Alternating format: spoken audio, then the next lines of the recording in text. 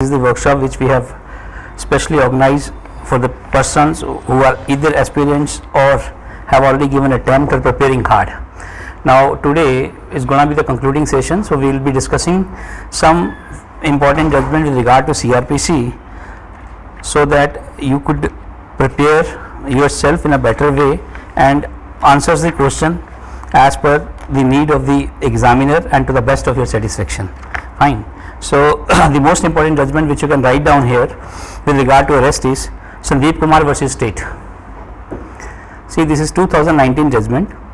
इसमें क्या है कि guidelines issue हुई हैं which is to be followed by the police in the event of interstate investigation. See, usually क्या होता है, crime commits in one particular state and then ultimately the accused, he abscond to the other state, and if he is to be arrested or if the investigation is to be done, like in the case of Sushant Rajput, you can say the crime took place in Mumbai, it was required to be, the investigation was required to be conducted even at Bihar. So I mean, how this is to be done? The guidelines with regard to the interstate investigation or arrest has been provided under this judgment, and this judgment is therefore very important. The relevant provisions of law, section 48, 77, 79 and 80 of CRPC have been discussed in these judgments. So I will just discuss the overview. First and foremost thing is that the police officer, after assignment of the case to him, must seek prior permission of the higher authorities to conduct the investigation. Then before he is to proceed with the investigation, he is to put his entry in the Roznamcha, which is called the daily diary. Fine. And then number of other factors have been provided which you can go through. And along with it, you have to go through the judgment of D.K. Basu, wherein the guidelines with regard to the arrest was given and section 41A to 41D were incorporated. Right? This is very important judgment, that the relative is to be informed, medical examination is to be conducted, the person who is going to make an arrest, he has to put his identity mark and he has to reveal his identity. Fine. Then assistance of the counsel, etc. That is what accused is to be informed with regard to it. Then the control room is to be established, and information with regard to the arrest of the accused, by whom he has been arrested, where he has been kept, it should be available at the control room, so that anybody who is interested could come to know about the whereabouts of the detainee. Fine. So this is very important judgment with regard to it. Almost 22 guidelines were laid down by the Honorable Supreme Court in this. Fine. So 41A to 41D and the 41C with regard to the control room, which you have to remember in this judgment. Then comes the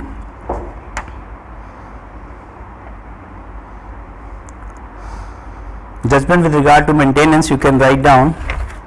See, herein a very important question was posed, that is it meant only for the wife or a lady who has been living in a live-in relationship can also claim the maintenance?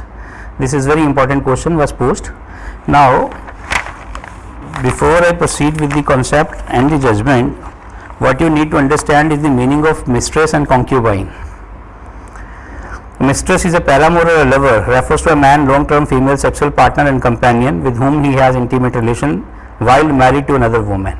Fine. So the mistress is that apart from your wife, if you have been living with the another lady and cohabiting with her for a long term, so that is called the mistress, but she cannot get the status of a wife ever, because it is only out of the marital obligation or the marital status the obligation of the marital relationship emerges. Fine. So the concubine is a woman who cohabit with a man in addition to his official wives. The meaning more or less is same. Fine. So in Lata Singh versus State of UP it was held, Lata Singh versus State of UP 2006 it was held,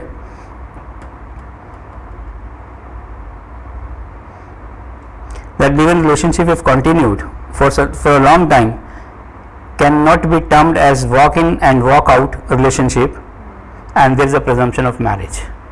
So this is for the first time in Lata Singh versus State of UP it was held, that it could be presumed to be a marriage if it has been prolonged for a long time, it is continued for a long time. In Maruti versus State of UP 2000, Allahabad High Court has held that wife and the woman living in living with a man could not be equated with the wife.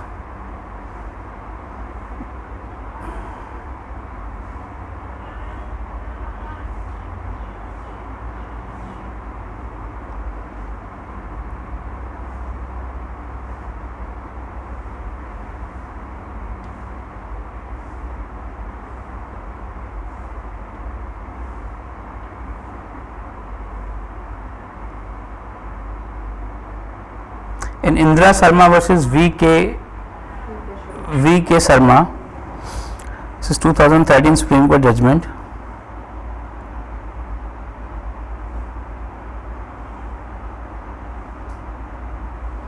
That wife in that the woman in live-in relationship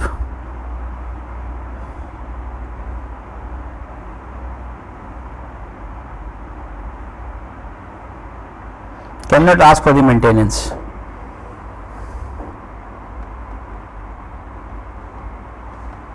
So the court held in this judgment that if the relationship is not recognized in law or the careful scrutiny is required to indicate the matrimonial affair, and if it is concluded that partner cannot be allowed to be separate formally, then she is entitled, otherwise not. Fine.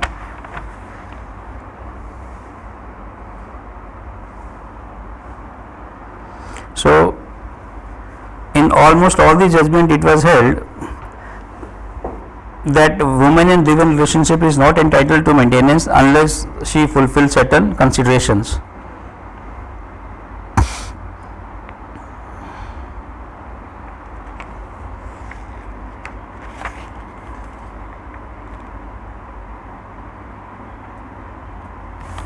In Abhijit Auti versus State of Maharashtra,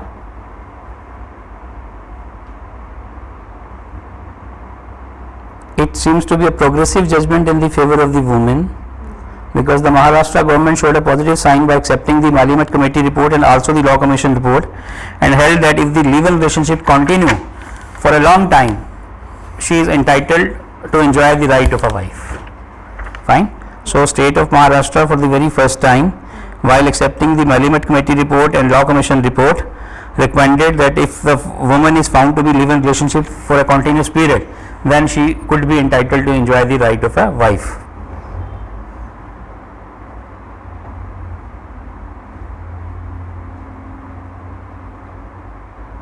So conclusion is that for long cohabitation as husband and wife, despite being not a legally wedded wife, marriage can be presumed.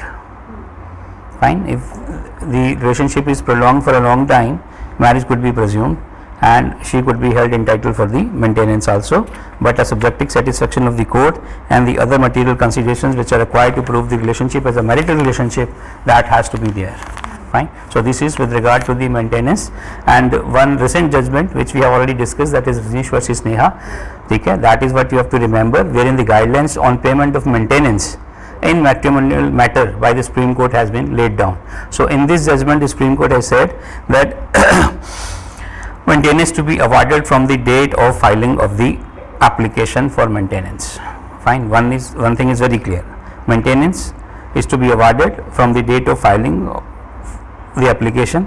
Second is that for the payment of interim maintenance, the affidavit of disclosure of assets and liability shall be filed by both the parties. So both the parties are required to file an affidavit with regard to their income, assets, etc. Fine. And the sample of the affidavit, with annexures like 1, 2 and 3, that has also been provided in this judgment. So now if there is a matter pending pertaining to maintenance, and one of the parties seeking the interim maintenance, he or she is required to file an affidavit stating his income, her income, or the assets. Fine. As per the given sample of affidavit, model affidavit. Fine. Now the important case is that with regard to the FIR, concept of FIR.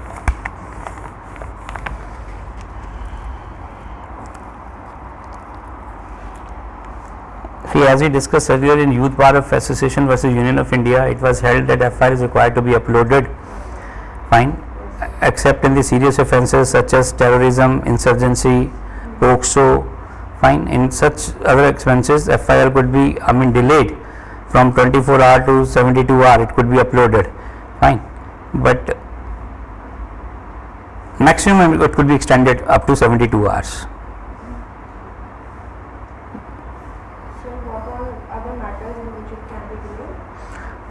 Matters such as say there is a threat to the security of the state and matters pertaining to that, so terrorism, waging war, fine, so it could be delayed or it could be avoided also, it depends, but in except these offences it has to be in 24 hours, fine.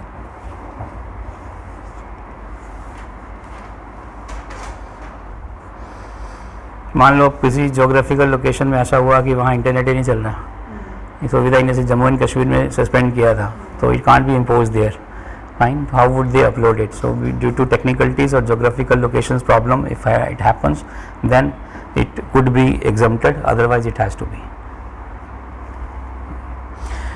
The question is that if there are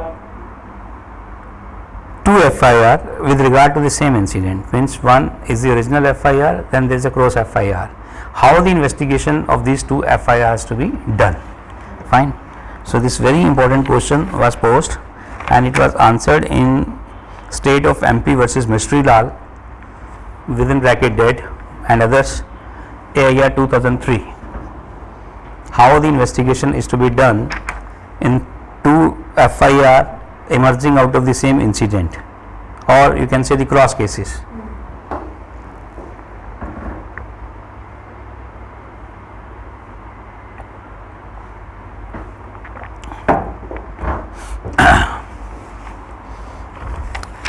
State of MP versus Mystery Lal. See, the fair procedure is that both the cases are to be tried.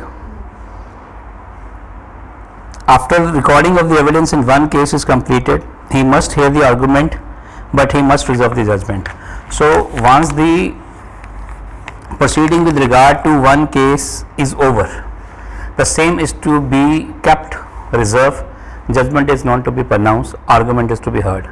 Thereafter, the court has to proceed with the second case, all the evidence has to be heard, then again judgment is to be reserved, fine. The both the cases are to be disposed of by two separate judgment, appreciating the evidence independently adduced in both the cases. Both the cases are not to be mixed up, fine. Say there is a political fraction, two parties fight, few persons got injured, one party registered the FIR, then the other party registered the FIR. Now these two FIR although have to be tried together, fine, but independent evidence is to be appreciated, independently argument is to be heard, and then the judgment in both the cases are to be kept reserved and pronounced together.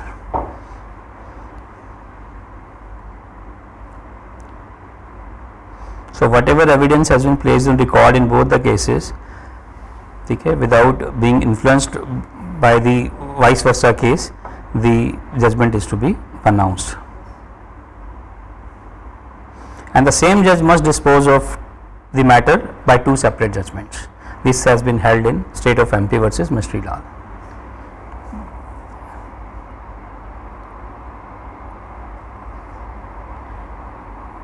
Now there is one provision 210 CRPC which talks about what? Yes, and you need to go through the provision of 210 as well.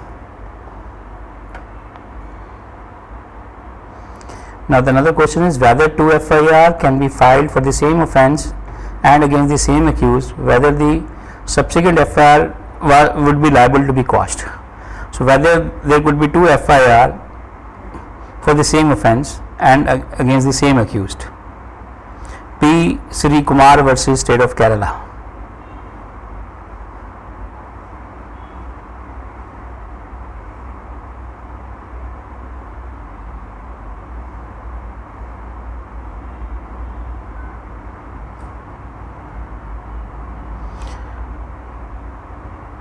Now in this case, the case which has been relied upon is Upkar Singh versus Ved Prakash and others 2004. P. Shri Kumar versus State of Kerala is of 2018 and it relied upon the case of Upkar Singh versus Ved Prakash.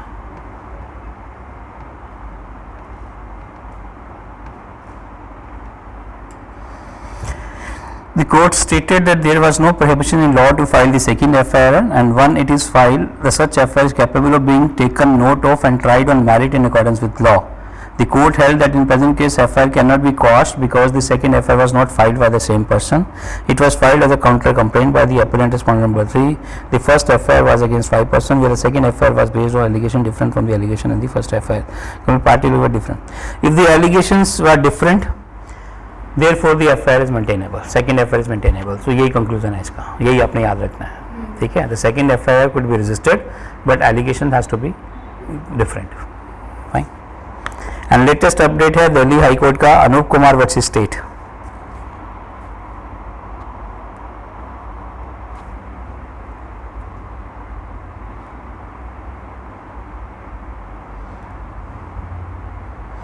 अगर same person के against में same allegation है, then second FIR is barred, then it is barred. This has been held in this judgment, ठीक है. In such a case second FIR would be an abuse of process of law.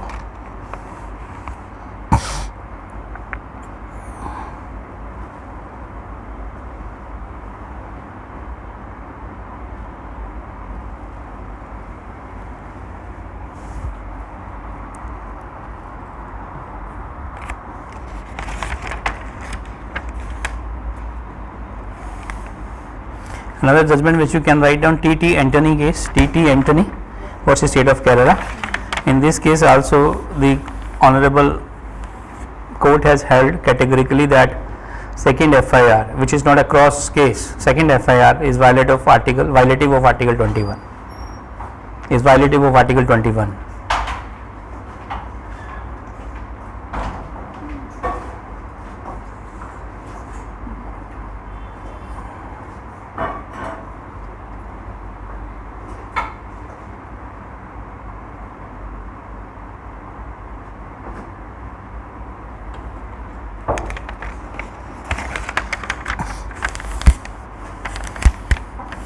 Now with regard to the complaint, whether amendment in complaint can be done,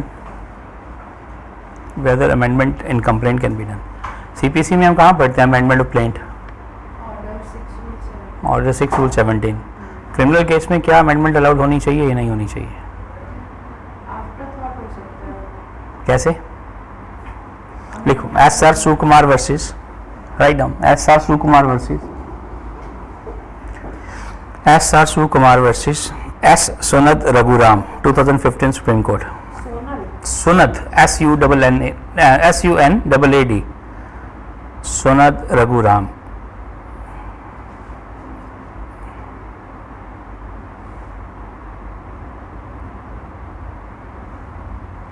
Now Supreme Court in this case has held that if it relates to the simple infirmity, it may be occasioned due to any reason. Fine. If it relates to simple infirmity which is curable by means of formal amendment, and by allowing such amendment no prejudice is going to be caused to the other party, then it should be allowed. Fine.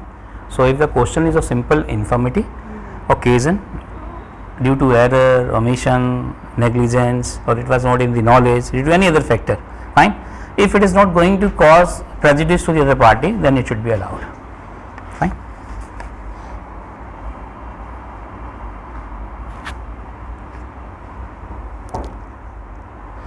Now another question is that if the complainant dies during the pendency of a private criminal case, private complaint case, fine. If you have lodged a complaint against cheating against somebody, and during the proceedings, either before the same court, or if you have instituted a revision against some order and that is pending before the High Court, and some mishaps take place with you, fine. So should the proceeding be dropped, or the LRs could be allowed to represent you?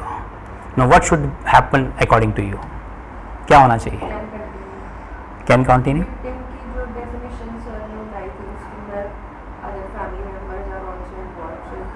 dies that may still continue. आपके पास CRPC है, where act है? Yes, sir.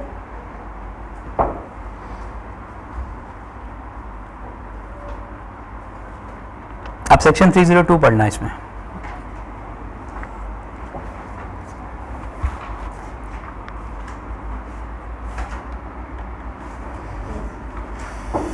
क्या लिखा है इसमें? Permission to conduct prosecution.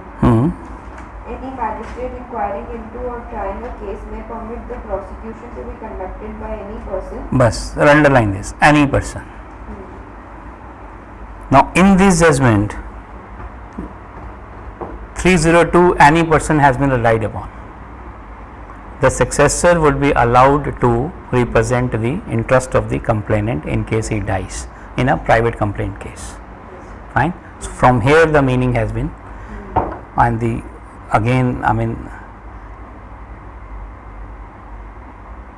आप इसको underline कर लो अच्छे से क्योंकि इम्पोर्टेंट जजमेंट है. एस सर सॉरी डिसीजन चांद देवी धागा वर्सेस मंजू के, चांद देवी धागा DAGA वर्सेस मंजू के होमातानी 2018 judgement.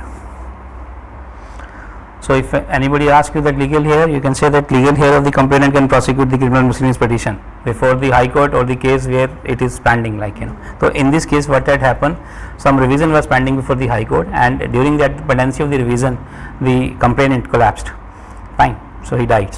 So now the question came. He said that in view of the section 302, wherein it has been said that any person could prosecute, fine. So they should be allowed to prosecute. So legal heir can prosecute now. This is Chand Devi Dhaga versus Manju K Homatani, HUMATANI 2018 judgment.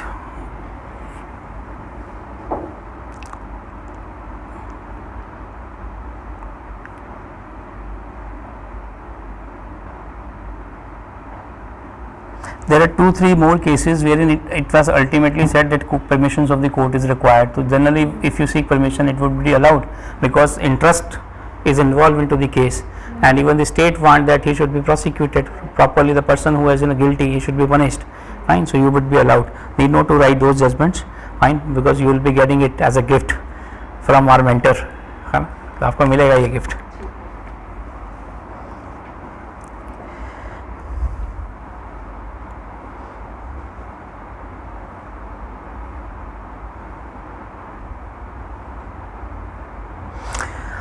Suppose you are a magistrate, you are entertaining a complaint, and you ultimately come to the conclusion after hearing the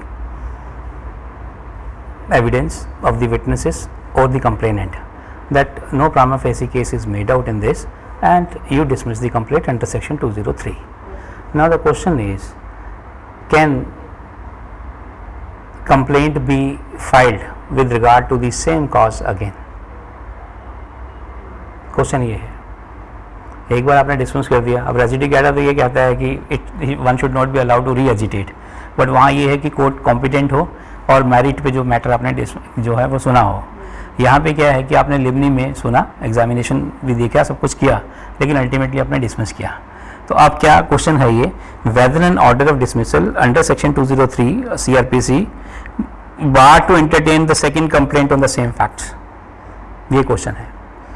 ठीक है, तो answer is no, there is no such statutory bar in filing a second complaint on the same fact. Case law लिख लीजिए आप इसमें.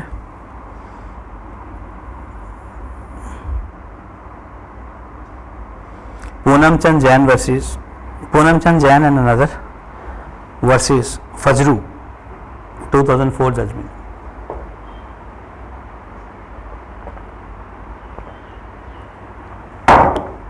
हाँ, but again in Pramathanath Talukdar versus Rose Ranjan Sarkar, it was held that it should be entertained in exceptional circumstances. देखो logic भी है इसके पीछे. There has to be an end to litigation. One should not be allowed, to make mockery of law. Once he has agitated, he has, fought it properly. Now he has not got any relief from the court. Tomorrow, after 3 months of time, he will again with the fresh complaint on the same fact. Fine. So there will be no end. And ultimately, if there is no end to litigation, not only the state but the court, the entire machinery is going to suffer. So one should not be allowed. So in this judgment it was held that it has to be used, it should be allowed exceptional circumstances में, ठीक है. अब exceptional circumstances कौन से हैं quickly समझ लो. Where the previous order was passed on an incomplete record, fine, on a misunderstanding of the nature of the complaint, it was manifestly absurd, unjust or foolish, where new fact which could not be with the reasonable diligence have been brought on the record in the previous proceeding have been adduced.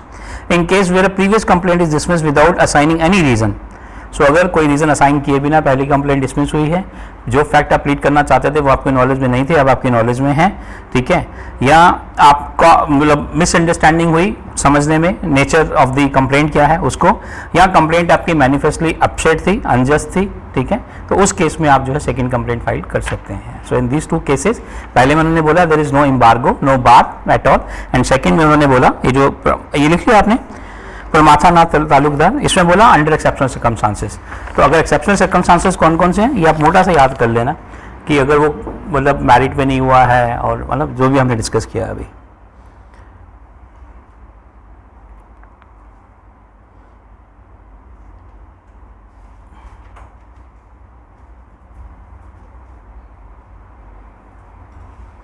But in case the decision in first case was on, say, I mean some kind of full consideration, you were given proper hearing proper hearing and proper examination of the witnesses and everything, the full consideration has been given, then second complaint should not be maintainable, right?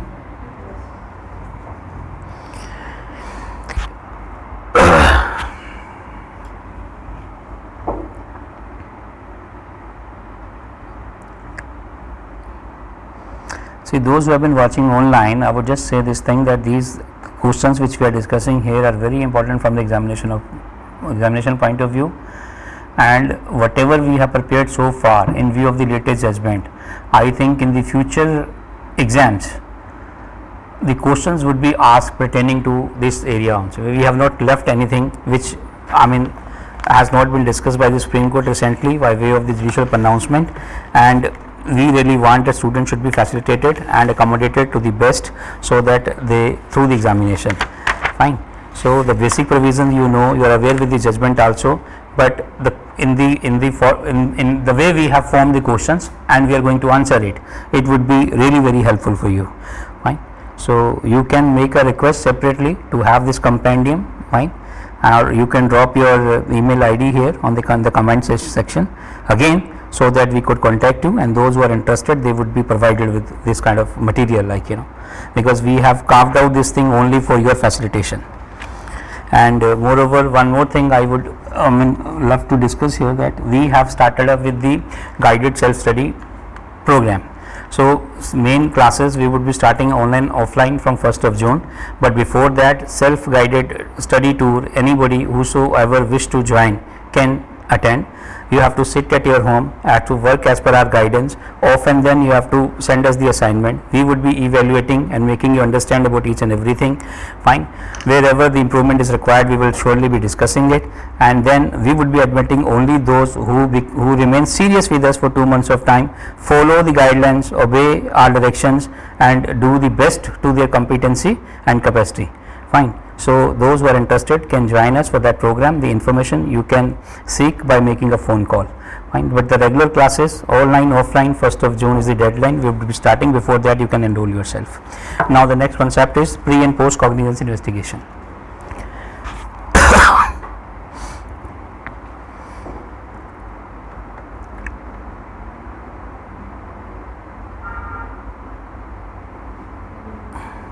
See, एक important judgment आप लिखिए इसमें, Vishnu Kumar Tiwari versus state of UP 2019 supreme court.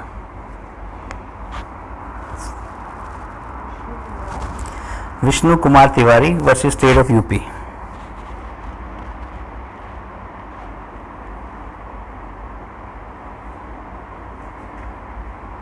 इस case में sum up किया गया है magistrate की पावर को to direct the investigation during pre as well as post cognizance stage. देखो अब क्या है. अच्छा एक बात बताइए मुझे, आप जाते हैं मजिस्ट्रेट के पास में 156(3) का एक एप्लीकेशन फाइल करते हैं कि sir police be directed to register the FIR in this case or to monitor the investigation in this case. Now, when you have been ordering the investigation, fine, or directing the IO to monitor or to conduct the investigation in just and fair manner, are you taking cognizance or not? पहला question तो ये है. Being magistrate, are you taking a cognizance of the matter when you are issuing the direction to the concerned IO under section 156(3)? Are you taking? Where do you take cognizance, under what provision? 190. So here you are taking cognizance or not? Fine. See, taking cognizance means, समझाया था कल आपको detail में. Fine. You are applying your mind to take up the matter in your hand to proceed with the action on your own.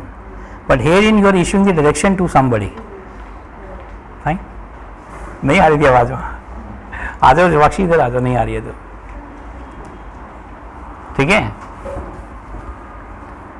190 में आपने cognizance लेनी है तीन चीज़ों के ऊपर में. कंप्लेनेंट आएगा आपके पास में, सू मोटो आप ले लोगे या फाइनल रिपोर्ट पुलिस लेके आएगी 173(8) की, आपने लेनी है नहीं लेनी है वो डिपेंड करता है 190. अब एक स्टेज है आपके पास में जब 200 में भी एग्जामिन कर रहे हो कंप्लेनेंट को, तब आप कॉग्निजेंस ले रहे हो. यहाँ पे जब डायरेक्शन इशू कर रहे हो तो आप कॉग्निजेंस नहीं ले रहे हो. ठीक है. तो मजिस्ट्रेट की जो पावर हैं इसमें to direct investigation during pre as well as post cognizance stage. अब पोस्ट कॉग्निजेंस स्टेज में कब करता है डायरेक्शन इशू? कब करता है, कौन से सेक्शन में करता है? 173(8). नहीं, और बताओ. जब उसने खुद कॉग्निजेंस ली है और जो रिस्पोंडेंट है जिसके अगेंस्ट में कंप्लेंट आई है, if he has been residing outside the jurisdiction of his court, then वो क्या करेगा? 202 पढ़ो. कंप्लेंट केस में see you are a magistrate, you are taking cognizance the offence, you said that I will try. Now you are examining the complainant as well as the witnesses also. But if it comes like the against whom the process is to be issued, he is residing outside the jurisdiction and is required to be inquired upon or investigated. अब पढ़ो 202, देखो क्या कहता है 202.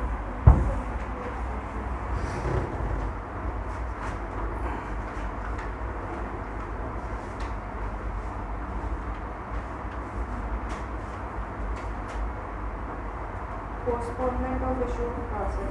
202 ये कह रहा है और 203 डिसमिसल की बात कर रहा है. 202 पूरा पढ़ना.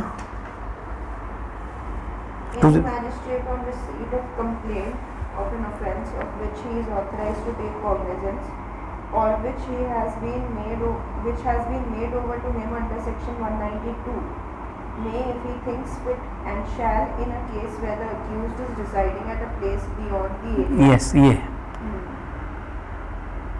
इसको अंडरलाइन कर लो बस. अब क्या है? At pre cognizance stage magistrate can order investigation under section 156(3). ये अपने दिमाग में क्लियर कर लो आप. ठीक है. पोस्ट कॉग्निजेंस स्टेज जो है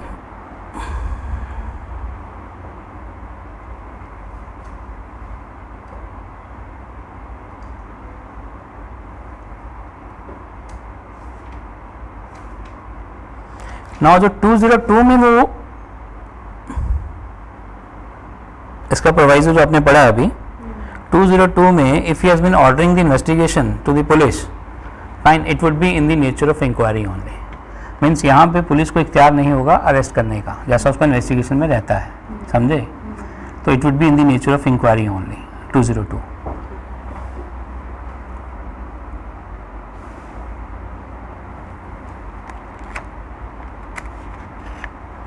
वैसे पुलिस केस के अंदर भी अगर इन्वेस्टिगेशन के लिए बोलते हैं फर्दर तो 156(3) में फर्दर इन्वेस्टिगेशन 173(8) वो पढ़ूंगा अभी, मैं आ रहा हूँ उस पर, जो आपकी वीनू बाइवली जजमेंट है लेटेस्ट 173(8), मैं आता हूँ उस पर, वो हम करते हैं अभी discuss.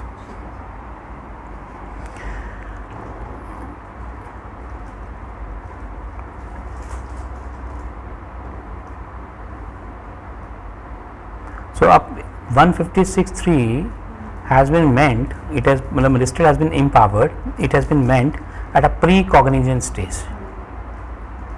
Fine, this magistrate is not taking cognizance rather he has been ordering for the investigation to somebody else. If I am entertaining a complaint means I have taken the cognizance of the matter. Now if I want something to be inquired upon or investigated, then 202, if it is outside the jurisdiction, जो आपने पढ़ा provides हुआ अभी वो है. Further investigation comes under section 173(8).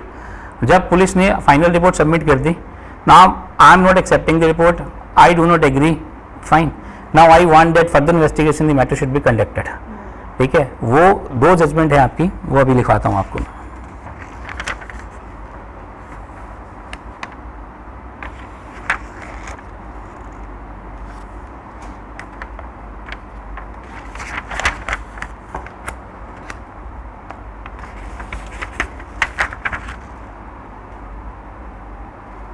तो magistrate is not bound by the conclusion drawn by the police. एक ये भी चीज़ आप दिमाग में रखिए, ठीक है, बिकॉज ये नहीं कि पुलिस ने आके जो भी दे दिया आपको, आप एज अ मजिस्ट्रेट उसको एक्सेप्ट कर लेंगे, रिजेक्ट कर देंगे. It is your prerogative. You need to minutely scrutinize everything, and just by application of judicious mind you have to decide it कि what should I do now.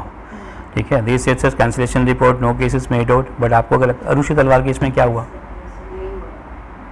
CBI ने closure report दे दिया था, लेकिन court ने उसके साथ में agree नहीं हुआ और अल्टीमेटली सम्मन किया, और पंगा भी उन्होंने खुद ही लिया था उस केस में. ठीक है, वो केस पढ़ लेना आप.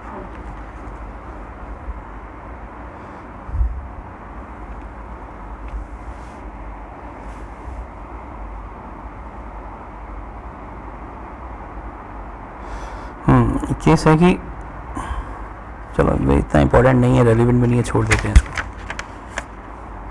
Distinction between, this is very important question from examination point of view, between N investigation under section 156(3)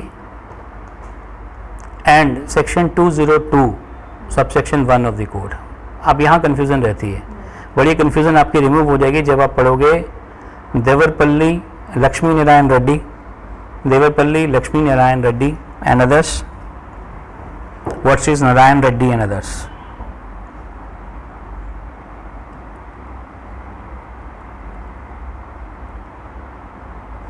देखो, being a student of law, you need to have a command and you need to understand the intricacies and you need to know the thin line difference, क्योंकि आपका जो as है ना वो वही है जो आपने स्कोर करना है एग्जाम में. ठीक है, अब आपने अगर एक टैटोलॉजी की तरह क्राइम कर लिया पूरा का पूरा कि 156 ये कहता है 202, पर लॉजिकली एनालिटिकली मतलब रैशनली अगर आपको उसकी अंडरस्टैंडिंग नहीं है तो you will not be able to score much. Fine, तो क्वेश्चन कैसा भी आ जाए किसी भी कॉन्टेक्स्ट में with regard to this provision, you would be able to attempt like this. Fine, otherwise you will remain confused. So हमें जो है वो एक तो क्राइम नहीं करना है, we have to avoid it, we have to understand. Once you have understanding, then you would be attempting it very confidently and obviously scoring more. ठीक है, तो अब 156(3) एंड 202(1) का जो डिफरेंस है वो जजमेंट का नाम लिखिए, देवरपल्ली लक्ष्मी नारायण रेड्डी.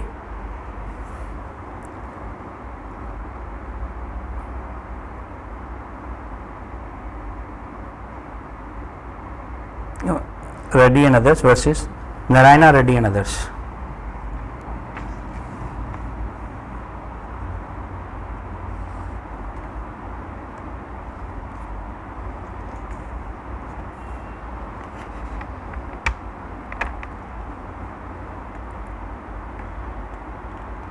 अच्छा, मान लो आपने कॉग्निजेंस ले लिया 202 का कॉग्निजेंस ले लिया. ठीक है, मतलब 200 की कंप्लेंट आपने एंटरटेन कर ली. Can you order investigation now under section 156(3) as a magistrate?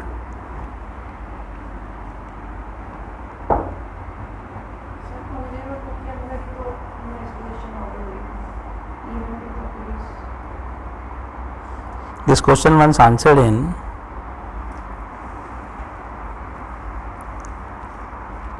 Mohammad Yusuf versus Afaq जहान.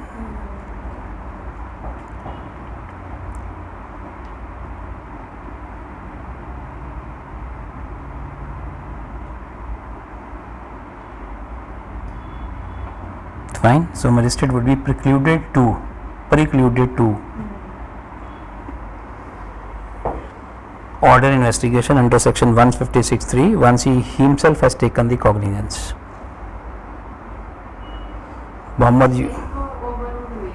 हाँ आ रहा हूँ, उस पर आ रहा हूँ। मोहम्मद यूसुफ वर्सेस अफाक जहान 2006।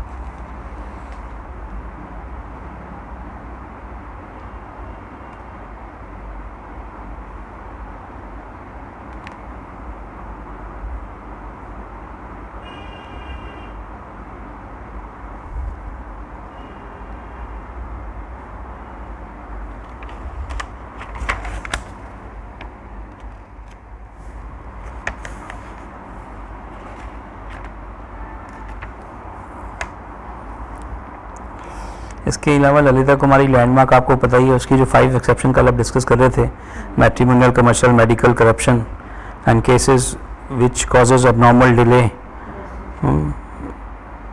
इन लैचेस, वो 5 एक्सेप्शन है उसकी, मैंडेटरी है रजिस्टर करना।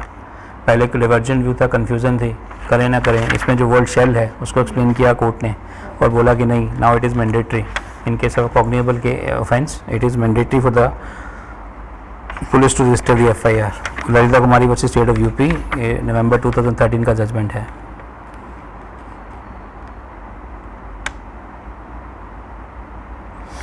Question is there any time limit for conducting this preliminary inquiry which has been embodied in Lalita Kumari? Is there any time limit? अगर है तो उसका ऑब्जेक्ट क्या है एंड क्या सेफ गार्ड है?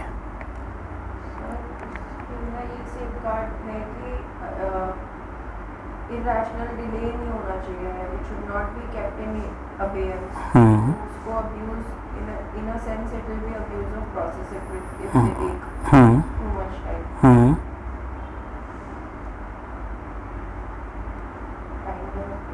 7 days has been prescribed and said that it should be time bound only.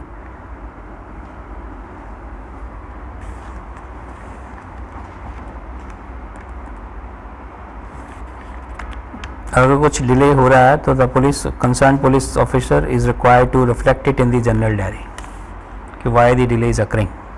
Fine, अब आप आओ मेन जजमेंट पे। Sakiri Vasu versus state of UP 2007 and Vinu Bhai Hari Bhai Malviya versus state of Gujarat 2019। अब इसमें total magistrate has to exercise the power under section 156(3)(1), ठीक है, कैसे उसको एक्सरसाइज करनी है पावर, वो डिफरेंस बिटवीन 156(3) एंड 200, ठीक है, वो इन 2 जजमेंट्स में आपको क्लियर हो जाएगा। Very relevant from examination point of view.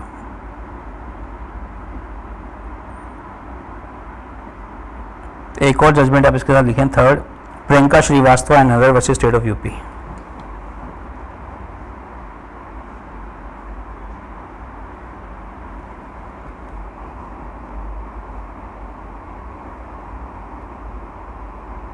अगर मैं इनको सम अप करूं तो इसका मोटा सा बात यह है कि जब आपने 156 के लिए जाना है तो your application must be supported with an affidavit and the magistrate is to check the veracity of the allegations what you are leveling, and then prior application under section 154(1), that is to register the FIR, and then 154(3) before the SP.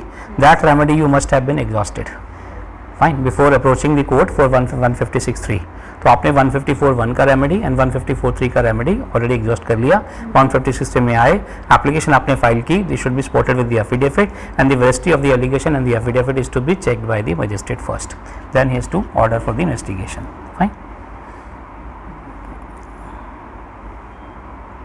इसका मतलब सिर्फ इतना सा कि if the affidavit is found false, then the concern person who want the criminal law to set into the motion or the he should, then he will be liable for the prosecution in accordance with the law. If you will be tendering the wrong affidavit, then obviously you will be subjected to prosecution, fine, it is for that purpose only.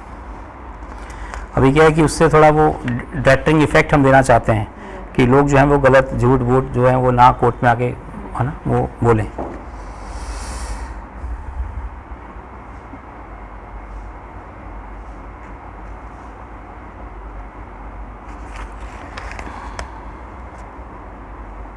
ये जो इसका crux है ना judgement का वीनू भाई का, ये अब जब जजमेंट पढ़ेंगे ना तो उसमें जो आपको रेलिवेंट लगता है pertaining to 156(3), 200 and 173(8) जो आपने फर्दर इन्वेस्टिगेशन वाली। अब मैं बताता हूँ इसमें क्रक्स क्या है। इसमें 173(8) का जो प्रेरोगेटिव था वो पुलिस के पास में हमेशा ही था, जैसा हमने उस दिन भी डिस्कस किया था। अब क्या है कि मजिस्ट्रेट के पास में वो पावर नहीं थी। अब पुलिस आती है, सालों साल केस चलता है, इवन इफ इधर ट्रायल चल रहा है उधर इन्वेस्टिगेशन कंटिन्यू है, किसी भी स्टेज पे आके वो लाके नया एविडेंस पेश कर देते थे, ठीक है। अब क्या है कि इट वाज है तो ये अलाउड है क्योंकि अल्टीमेटली कंप्लीट जस्टिस करना है हमने, ठीक है, बट मजिस्ट्रेट के पास में ऐसी कोई पावर नहीं थी। तो उन्होंने बोला कि कॉग्निजेंस ले चुका है मजिस्ट्रेट, ट्रायल पेंडिंग है, चल रहा है, तो एट दिस स्टेज अगर मजिस्ट्रेट को लगता है तो क्या वो फर्दर इन्वेस्टिगेशन ऑर्डर कर सकता है। तो इसको इस केस में बोला गया कि यस ही कैन डू, ठीक है, 173(8) में। अदरवाइज पुलिस का प्रेरोगेटिव था ये कि वो कर सकते थे, उनको परमिशन भी रिक्वायर्ड नहीं थी मजिस्ट्रेट की। तो अभी इस जजमेंट में ये आया कि even at a post cognizant stage magistrate can direct to conduct the investigation, ठीक है।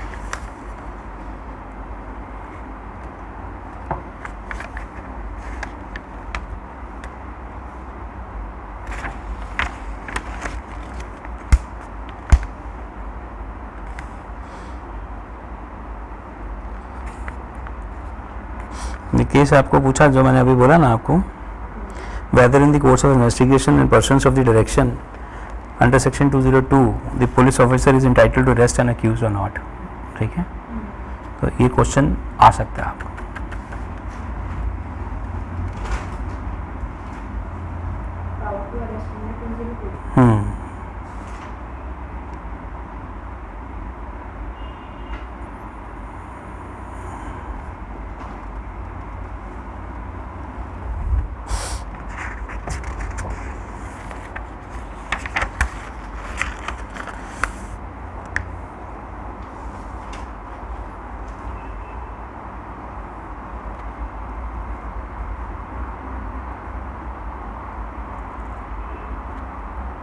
आपने री इन्वेस्टिगेशन का पूछा था मेरे से, तो neither that power is with the police nor with the magistrate, ठीक है, it is only with the state और द सेंट्रल गवर्नमेंट, ठीक है।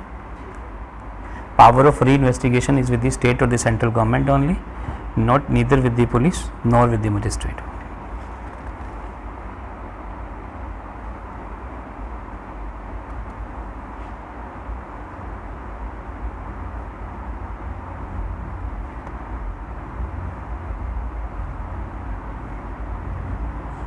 अब इसमें देखो तीन चीज़ें हैं, further investigation, fresh investigation, reinvestigation and investigation, ठीक है। इन्वेस्टिगेशन आपने सेक्शन 154 टू 173 पढ़ लिया, ठीक है।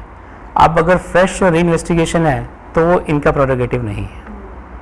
Further investigation, earlier the magistrate was not authorised, empowered, now in view of the judgment of Vinu Bhai, he is also empowered. Police also always had a prerogative to conduct the further investigation, ठीक है।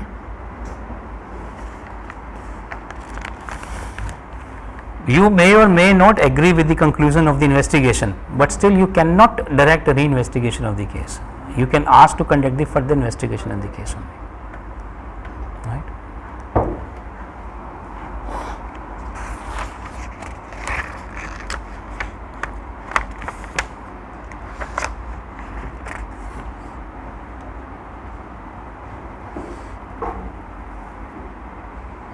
एक अब 161(2) हमने किया था statement को लेके, statement of accused, इस पे एक जजमेंट लिख लीजिए आप, और ये जजमेंट आपको गो थ्रू करनी है thorough.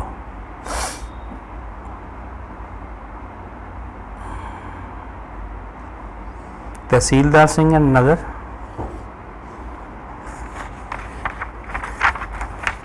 Tehsildar Singh and another versus state of UP, 1959 case है।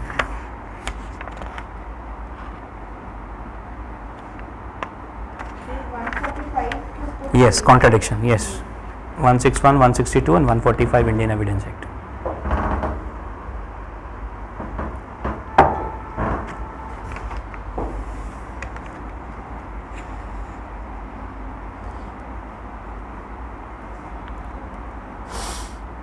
कन्फेशन से रिलेटेड आपकी जजमेंट है, state of Assam versus Ravindra Nath Guha. इसमें क्या था, important point which the magistrate has to taken care of, is to be taken into consideration by the magistrate while exercising the power under section 164. State of Assam versus Rabindranath Guha.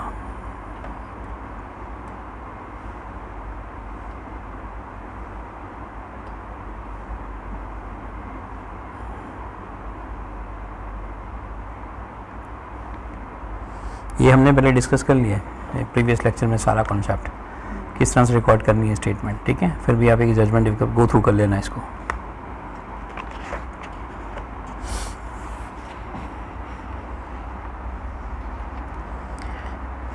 concept of default bail although we have discussed thoroughly, but अब जो important relevant questions बनते हैं default bell से related, क्योंकि ये बहुत ही important concept है और कंट्रोवर्सी में है, इसलिए जो 4-5-6 जजमेंट है मैं आपको क्विकली लिखवा देता हूँ, वो आप लिख लीजिए। पहला तो क्या है कि मैंने एक फॉर्मल एप्लीकेशन जो मुझे रिक्वायर्ड थी, मेरा इंडिविजिबल राइट था, 60 और 90 डेज एज द केस में भी कंप्लीट हो गए, तो क्या वो मैंडेटरी है कि मैं एप्लीकेशन ही फाइल करूँ या मेरी वर्बल स्टेटमेंट्स फाइस है। तो ये जो हेल्ड हुआ, केस का नाम लिखिए Vikramjit Singh versus state of Punjab 2020। Vikramjit Singh versus state of Punjab. Whether an oral application or oral submission for grant of default bail would suffice, the answer is yes.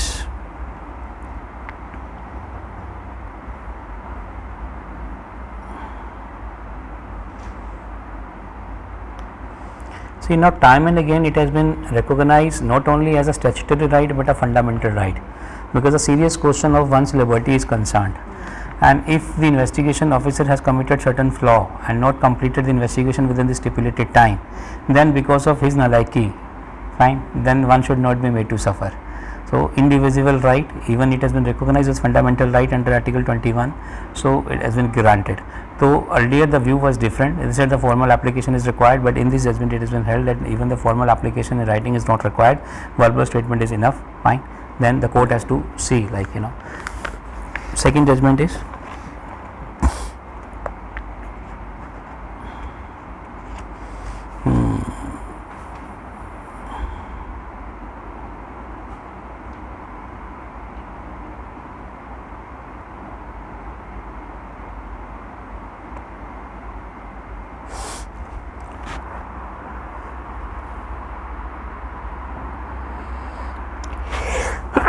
sorry.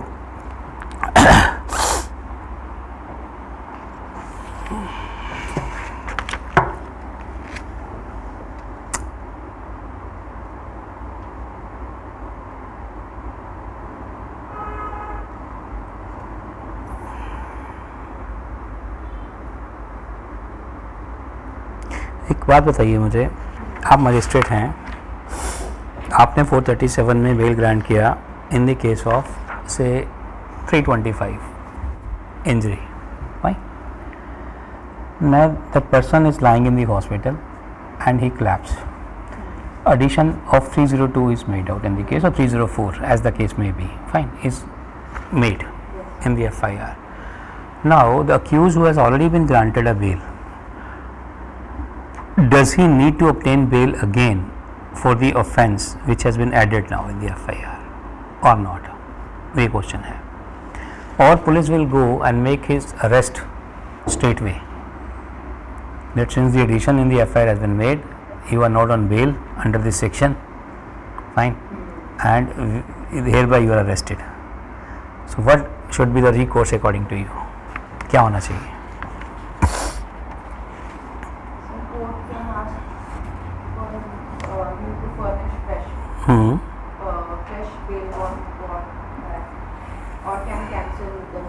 Cancellation किस में है, याद है आपको? अगर आपको 437 में बेल कैंसिल करना, और अगर आपको सेशन कोर्ट में हो तो वेरी नाइस, गुड। अब इस केस में बताइए, अब आपने एडिशन ऑफेंस है serious cognizable offence which has been added now, he is not on bail although you have granted him bail in the earlier offences. Now does he need to seek bail in the fresh offence?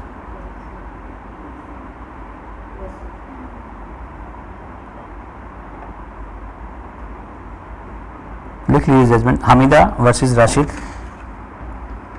Hamida versus Rashid and others.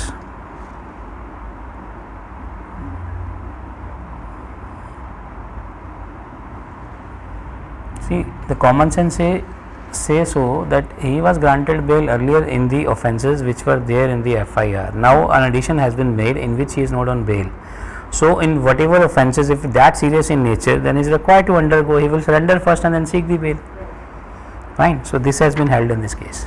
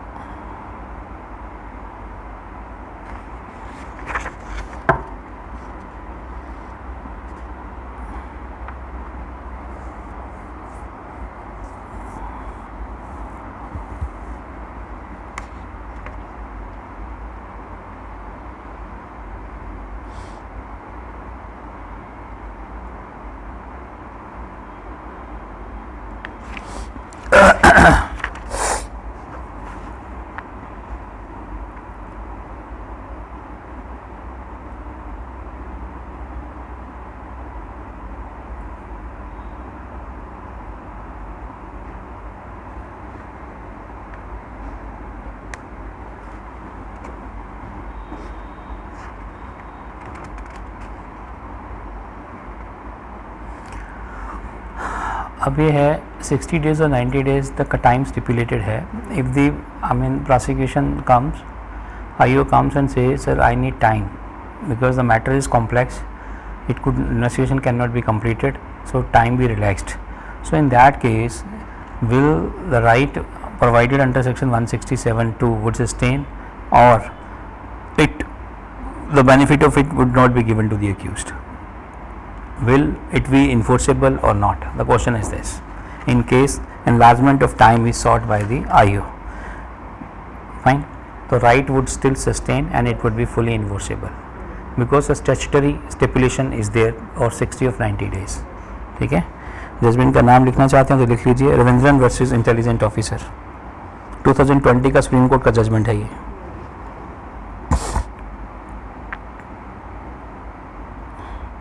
इसमें एक चीज़ और लिख लीजिए, अगर वो subsequently भी file करता है फाइनल रिपोर्ट, मान लो उसकी एप्लीकेशन पेंडिंग है, आप मजिस्ट्रेट हो, मैंने 60 डेज कंप्लीट हुई, एप्लीकेशन फाइल कर दी और नेक्स्ट डे वो आ गया, ठीक है, और वो बोलता है जी चार्जशीट ले लो, ठीक है, इवन देन अगर वो सब्सिक्वेंटली भी फाइल करता है और अगर मेरी एप्लीकेशन अंडर कंसिडरेशन भी है अभी, then that would be allowed.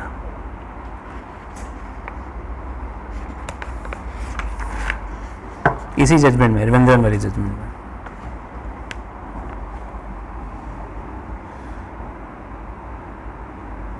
Whether the condition to deposit some money is imposed, like we see that 430-37 में हम कंडीशन इम्पोज कर सकते हैं बेल के लिए, तो क्या डिफॉल्ट बेल में हम कर सकते हैं ऐसी कंडीशन? Answer is no. ठीक है. सर्वनन वर्सेस स्टेट 2020 की जजमेंट अगेंस्ट सुप्रीम कोर्ट की. Saravanan versus state.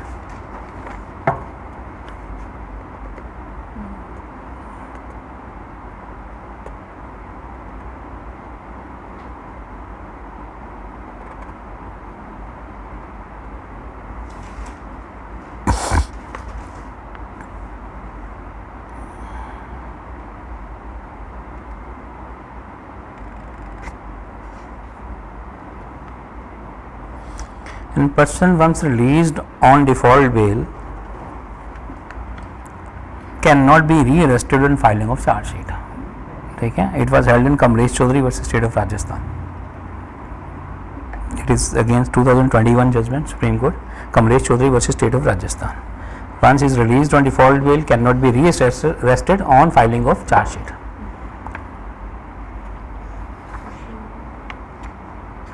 एक जो आपका कोविड के दौरान हुआ वो आप दो केसेस लीजिए, AS Kashi versus state. AS Kashi versus state.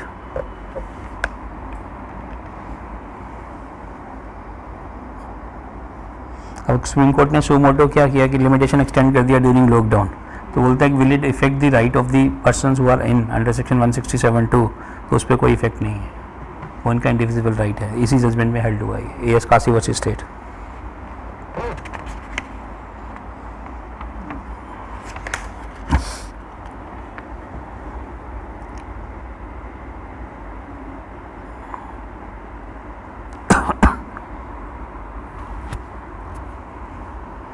So Sarvanan, Kashi and then यर कम. अच्छा, इसमें ना एक आपको judgment which you have to go through by all means is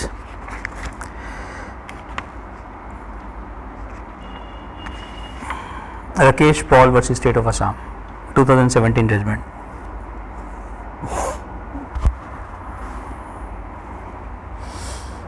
इसमें क्या कंट्रोवर्सी थी? अटेम्प्ट टू रेप का केस था 511, फाइन. 376 में बोलता है पनिशमेंट जो है वो लाइफ है. तो अगर आपने कंप्यूट करना है 511 में पनिशमेंट को, तो 1/2 होना चाहिए.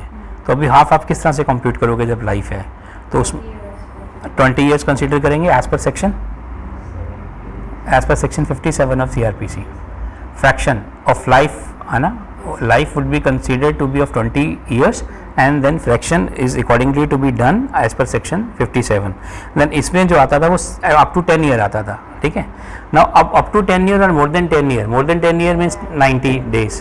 तो यहाँ कोर्ट ने क्या फार्मूला अडॉप्ट किया कि इसमें 60 डेज होना चाहिए या 90 डेज होना चाहिए. तो this has been held in this judgment, Rakesh Kumar Paul and versus state of Assam, ठीक है.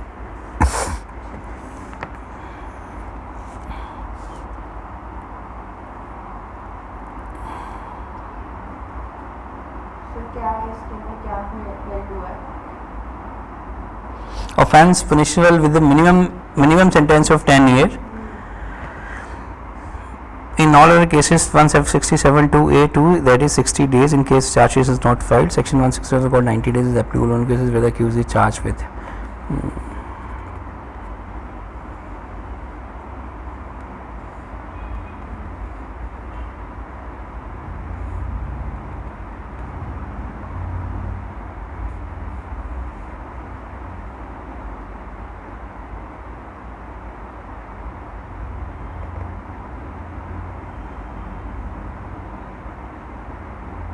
इसमें जो करेक्ट इंटरप्रिटेशन है ना प्रोविज़न की, use of not less than 10 year, ठीक है, वो इसमें किया कोर्ट ने. और कोर्ट ने बोला कंक्लूजन में कि 167(2) क्लॉज ए सब क्लॉज 1 जो है ये बोलता है 90 days is applicable only in cases with the accused is charge with offences punishable with death, life imprisonment, lower punishment in such cases relevant, ठीक है. और offence punishable with minimum sentence of 10 year in all other cases, मतलब death, life, और अगर minimum sentence of 10 year है तो 90 days है, और अगर इन अदर केसेस 60 डेज है, ठीक है. तो इस केस में अगर आप देखो मोर देन 10 ईयर बनता है तो वो ऊपर वाली क्लॉज में जाएगा 90 डेज वाली में. अगर ये लेस देन 10 ईयर है तो ये नीचे वाली क्लॉज में आएगा. ये है, तो इसको आप थॉरली पढ़ना पड़ेगा जजमेंट को कि अल्टीमेटली इसमें क्या कंक्लूजन था. या फिर आप हमारे चीफ मेंटर से संपर्क करें, he will let you know. Fine. एक जजमेंट आपने और पढ़ना है, that is Uday Mohan Lal Acharya versus state.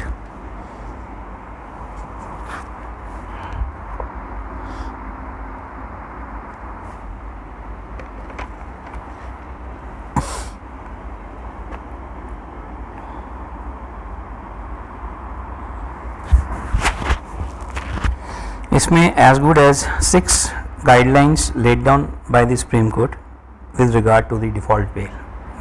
Very important judgment again, इसको भी पढ़ना है आपने.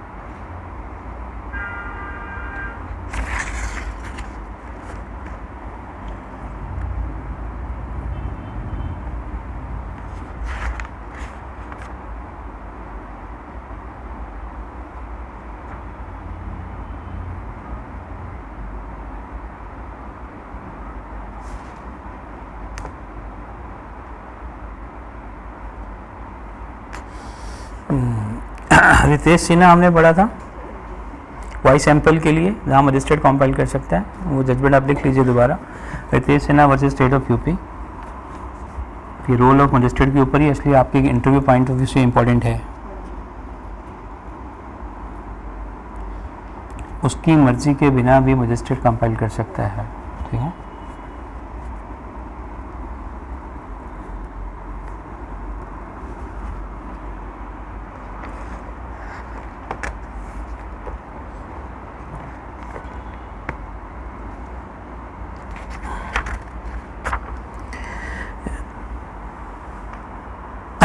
Can matter be interested to the CBI if it is like pending with the state police? जैसे अभी सुशांत सिंह राजपूत के केस में हुआ, बॉम्बे पुलिस के पास में था, अल्टीमेटली स्टेट ने डायरेक्शन करके उसको CBI को हैंड ओवर कर दिया, मैटर अभी पेंडिंग था, सुप्रीम कोर्ट में डिसाइड नहीं हुआ था। तो यहाँ क्वेश्चन ये है, whether CBI investigation can be ordered even after submission of chargesheet in the appropriate cases? Answer is yes, held in Naresh Kumar Mangla versus Anita Agarwal. Naresh Kumar Mangla versus Anita Agarwal, 17 दिसंबर 2020 का जजमेंट है।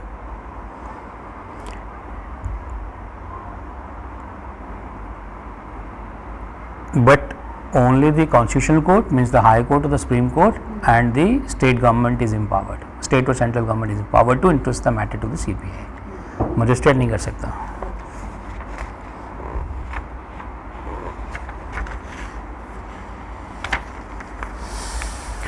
I hope these are enough, like बाकी आपको कंपेंडियम मिल रहा है ये सारा, ठीक है, आप डिस्कस कर लेना। अच्छा, अभी मैं quickly, because we have a time, जो आपको लगता है सब्जेक्ट हमने छोड़ दिया और बिल्कुल भी डिस्कस नहीं हो और वो आप चाहते हो कि उसकी डिस्कशन हो, ऐसा कुछ 10-15 मिनट हम लोग उस पर इन्वेस्ट कर सकते हैं।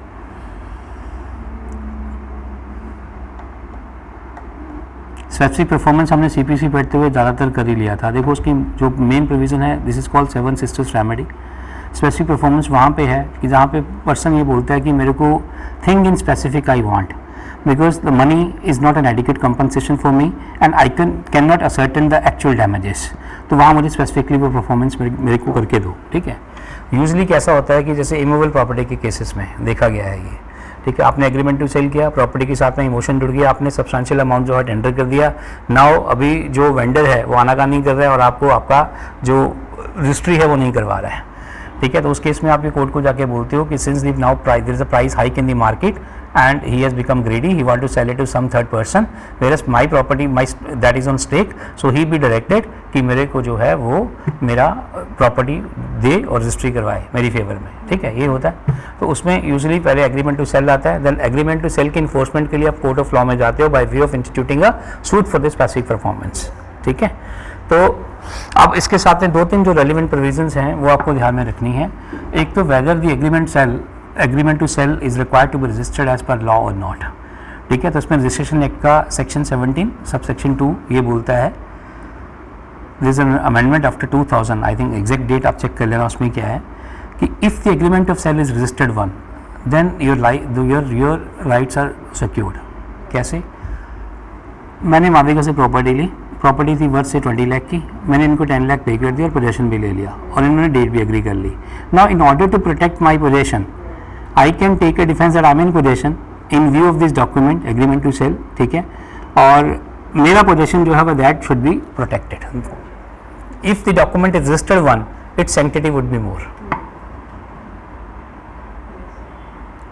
ठीक है। तो देयरफॉर दिस जो अमेंडमेंट थी, अगर ये आपके पास में है, you are all in possession, you can protect your possession. Yes, इसका रजिस्ट्रेशन एक्ट में section I will have to go through because civil law is not my domain, so I am not prepared from that angle, but I am just telling you from the practical aspect. तो ये आप check कर लेना है, एक तो ये है, ठीक है। दूसरा उसमें रेमेडी ये है कि कोई इंस्ट्रूमेंट गलत बन गया which you do not want that it should sustain for a long and you want cancellation और rescission of that rescission of contract and cancellation of that instrument, then you can seek fine declaration to your status और to your right if you require. If somebody is denying, मान लो आप legal hair हो, ठीक है, but अब you are 4-5 brother and sisters and rest of the brother and sisters are like denying the title to you on certain flimsy ground, like they're denying, then you can go to the court of law, is sir I am also entitled to the extent of 1/4 of the share, so declaration be given in my favor, fine। इसी तरह से injunction आप जा सकते हो, permanent है, mandatory आपके पास में है, और टेम्पररी हमने पढ़ लिया था CPC में, section 37 of the CPC to be read with 39, 1 and 2, and जो उसका परमानेंट है that has been provided under section 38 and 42, fine, 38 or 41 I suppose, where it is to be granted, where it cannot be, where it could be refused, ठीक है। तो injunction वाला part है, तो injunction one aspect, declaration दूसरा part, registration of agreement, cancellation of document that is another, ठीक है। Then restoration of immoral property, जो शुरू में पढ़ते हो सेक्शन 5 and 6 में, if you have been dispossessed illegally, ठीक है ना. Then within 6 months you can come to the court of law and say that my possession be restored because due process of law has not been taken and law has been taken in his own hand and I have been dispossessed forcibly. ठीक है. Similarly immovable property को लेके 7 और 8 है आपके पास में. ठीक है. तो स्पेसिफिक परफॉर्मेंस का 10 है, 14 है, देन डिस्कशन वाला था 20. अभी वो रिपील हो गया क्योंकि पहले डिस्कशंस थे वो ख़त्म कर दी हैं, तो कुछ रिपील हुआ, कुछ नई चेंज अमेंडमेंट हुई है, तो आप एक बार उसको गो थ्रू कर लेना क्या है. It's a very small act but litigation इसकी 70-80% है कोर्ट्स में, क्योंकि all the remedies which you want to seek from court of law from the civil court ना that evolve around that this act. So it's very important act. Fine. तो फिर अगर next कभी workshop का मौका मिलेगा फिर आपको थॉरली करवाएंगे with the judgments and all. ठीक है. तो एक तो ये एक्ट पे आपकी कमांड होनी चाहिए. Second is limitation. ठीक है. सेक्शन 5 सेक्शन 4 to 24 सारे इंपॉर्टेंट है, कुछ भी छोड़ना नहीं है. ठीक है. तो इसके अलावा रजिस्ट्रेशन एक्ट है, 48-49 section is very important. When can register refuse to register it. ठीक है. When can how the will is to be registered and what is required to be registered, what is not mandatory. 17 and 18 section जो है उसमें वो 17, 18, 48, 49 and then section 18, 19, 20. Fine. These are important areas. Then power of registrar, sub registrar क्या है. In case he refuse to register the document, then remedy किसके पास लाई करती है वो सब देख लेना. ठीक है. तो ये डिसीजन है. और अब इसके अलावा आपका हिंदू लॉ में भी आपके 4 एक्ट हैं मेन. तो हिंदू मैरिज एक्ट में है आपका section 5 deals with the condition of marriage. 5 condition हैं उसके अंदर में. अगर उसमें से 1, 2, 5 नहीं, 5 तो बोलता है प्रोहिबिशन की, 4 बोलता है स्पिंडा की. ठीक है. एंड 3rd बोलता है आपका फर्स्ट बाइगेमी है. 2nd आपका अनसोडोमाइज. 3rd वन क्या है? 3rd वन इज एज की बात करें. एज 3rd इंसैनिटी है, 2nd एज का है. फाइन. तो इसमें से वाइड और वाइडेबल कौन सी हैं? 11 और 12 वो आप देख लेना, जिसकी बेसिस पे आप एनलमेंट दे सकते हो. 10 जो है वो बात करता है जुडिशियल सेपरेशन की. 11 वाइड की बात करता है. 12 एनलमेंट ऑफ मैरिज की बात करता है. ठीक है. On certain grounds. 13 में डिवोर्स हैं. 8 for the husband, 12 for the wife. ठीक है. उसमें क्रूल्टी का कंसेप्ट क्या है, अडल्ट्री का क्या है, डिसर्शन का क्या है. देन अल्टीमेटली वुमेन के लिए जो एक्सक्लूसिव ग्राउंड है वो कौन कौन सी हैं, तो ये आपको पता होना चाहिए. ठीक है. देन 14 में बार है 1 साल की कि with in 1 year of marriage you can not know. 15 में ये है कि अगर during the pendency of the appeal आपने री मैरिज की है तो उसका स्टेटस क्या है. 16 talks about the legitimation of children. ठीक है. हाँ. और 18 मेरे ख्याल से रजिस्ट्रेशन की बात करता है. ठीक है. और बाकी 19-20 जुरिडिक्शन से डील करते हैं.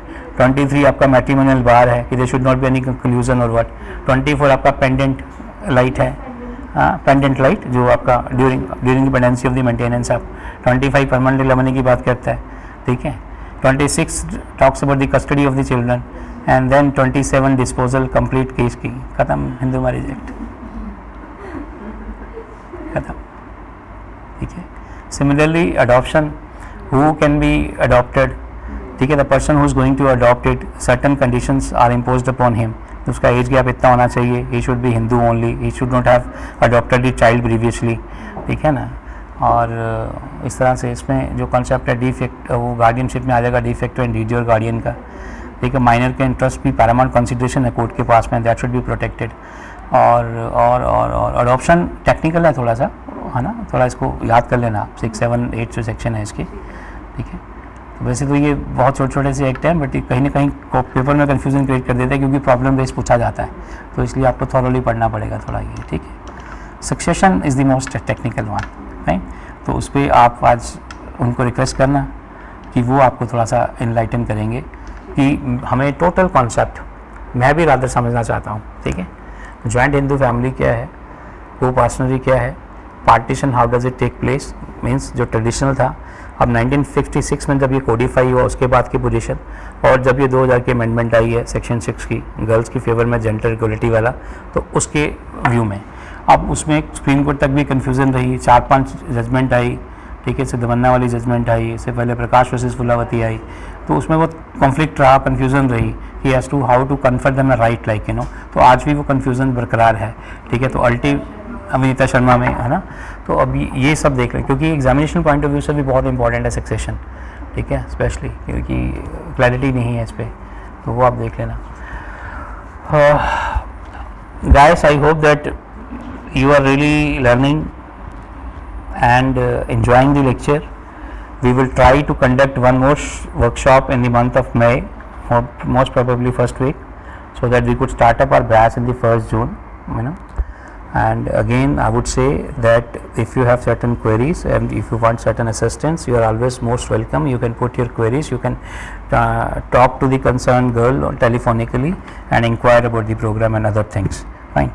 And आपके लिए ये है कि now our mentor would be taking class at 1 o'clock. He will be highlighting his all the charts and everything, the innovative idea, the way of teaching what we have evolved, fine, over a period of time with hardcore struggle.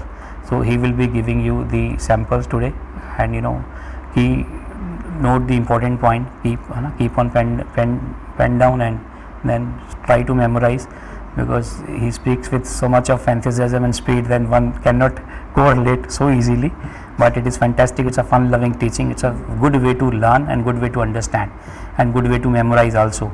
And once you are able to memorize, I think then you can retain and you can reapply wherever and whenever it is required. Fine, the approach is terrific. So guys, we have evolved a number of unique method and innovative techniques in order to help you. So you can contact us as and when you feel feasible. We will surely help you out. And keep on striving hard. Thank you for being with us for a number of days.